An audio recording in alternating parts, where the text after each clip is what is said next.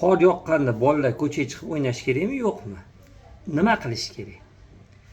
Qancha vaqt o'ynash, oyog'idan zax o'tib ketmasa, issiq qilib kiyintirib, qo'li muzlab qolmasa va shu oyoq kiyimiga e'tibor berib turib, bolalar mana shu bugungi qor o'rnashganda ozroq chiqib bo'lsa ham o'ynash kerak.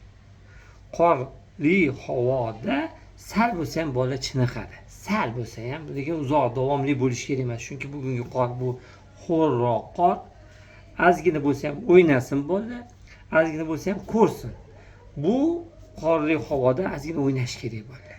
Ozgina o'ziga qo'yib qo'yish kerak.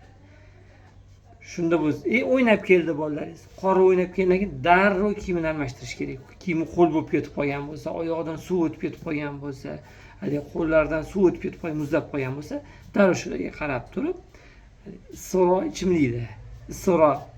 ichimlikda ichirishimiz kerak. Bolaning ichiga suv kirishi kerak. Oyog'idan nam suv o'tib ketib qolgan bo'lsa, o'sha oyog'iga ham qarab oyoqni kiyimini almashtirishimiz kerak va oyoqni quritishimiz kerak. Zudlik bilan quritib turib, bolani umuman o'zi sovuq o'tib ketib qolishi kerak emas. Harakatli bola, yengilroq, issiqroq kiyim.